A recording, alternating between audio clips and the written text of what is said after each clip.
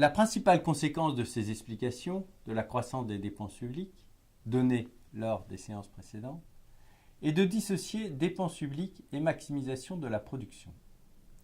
Les dépenses publiques ne sont pas au service de la prospérité. Elles servent les intérêts de ceux qui détiennent le pouvoir politique.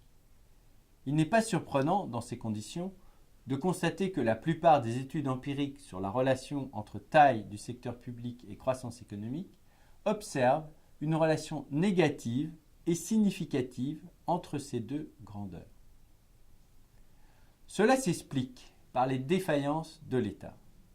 La première défaillance des solutions politiques aux problèmes sociaux et économiques est de se priver des solutions de marché. Lorsque l'État impose la solidarité publique, il évince la charité privée. Lorsque l'État impose l'assurance sociale, il évince l'assurance privée. Lorsque l'État rend obligatoire l'école, il limite toutes les autres formes d'apprentissage. La dépense publique, en corrigeant les défaillances du marché, prive la société des solutions que les entrepreneurs auraient trouvées. La procédure de découverte publique chasse ainsi la procédure de découverte privée. On pourrait multiplier les exemples d'éviction.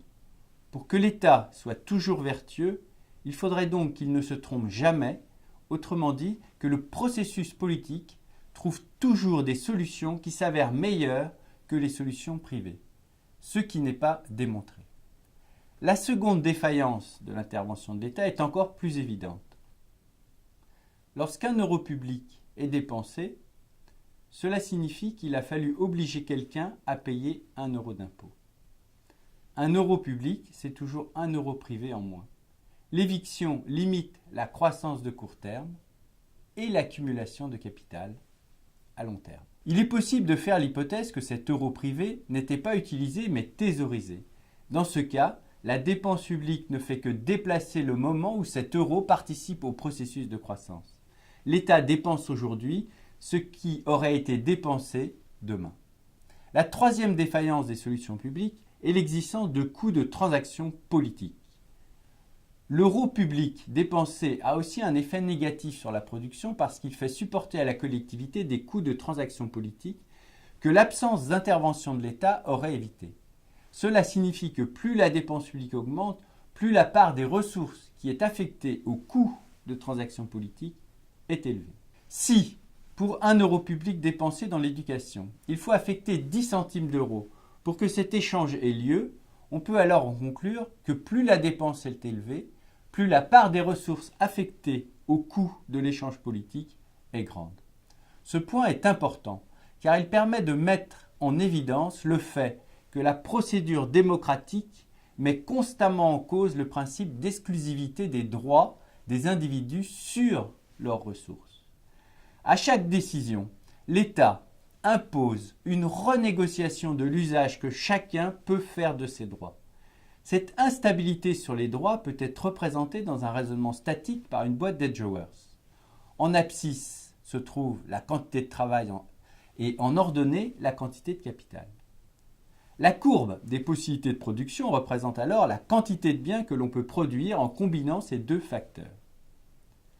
La présence de coûts de transaction oblige les agents à affecter une quantité de capital et de travail qui n'est alors plus utilisée pour produire, mais pour organiser l'échange.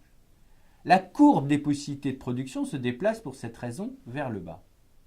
Ces coûts correspondent aux coûts de définition et de mise en œuvre des droits, mais aussi aux coûts de négociation et de mise en œuvre des contrats lorsque les droits de propriété sont garantis par l'État. Les dépenses régaliennes de l'État, défense, sécurité et justice, se présentent dans ces conditions comme des coûts de transaction. Ce sont les coûts que la collectivité accepte de supporter pour définir et mettre en œuvre les droits de propriété. Arbitrairement, on peut par exemple estimer que les coûts de transaction représentent, dans un ordre où les droits de propriété sont bien définis, 5% de la dépense totale.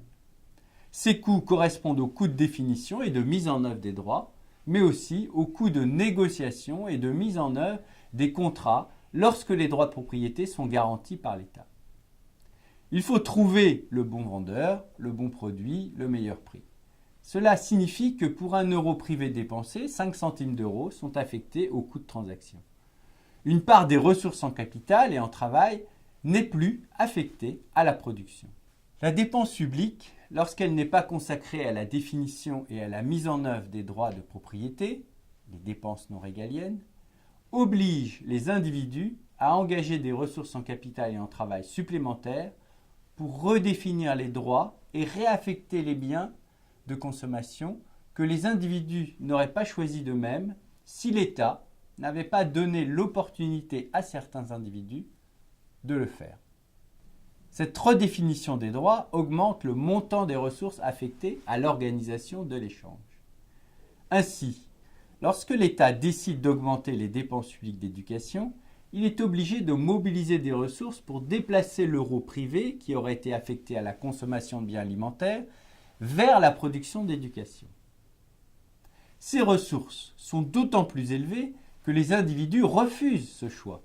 Au lieu d'affecter 5 centimes d'euros pour organiser l'échange, la société va alors affecter 10 centimes d'euros, ce qui favorise un nouveau déplacement de la frontière des possibilités de production vers le bas. Cela signifie que si les effets bénéfiques de l'investissement en capital humain, éducation publique, sur la production ne couvrent pas les coûts de déplacement de cet euro du secteur de l'alimentation au secteur de l'éducation, la dépense publique aura un effet net négatif sur la production. Cela rappelle que l'État ne peut pas dépenser 1 euro sans l'avoir extrait à quelqu'un. Ces coûts d'extraction ou de transaction politique sont les coûts d'organisation des groupes de pression, de contribution aux campagnes électorales des candidats et de paiement de pots de vin si nécessaire. Si l'échange politique est coûteux, ces coûts doivent être soustraits des bénéfices que ces choix politiques peuvent avoir s'ils corrigent les défaillances du marché.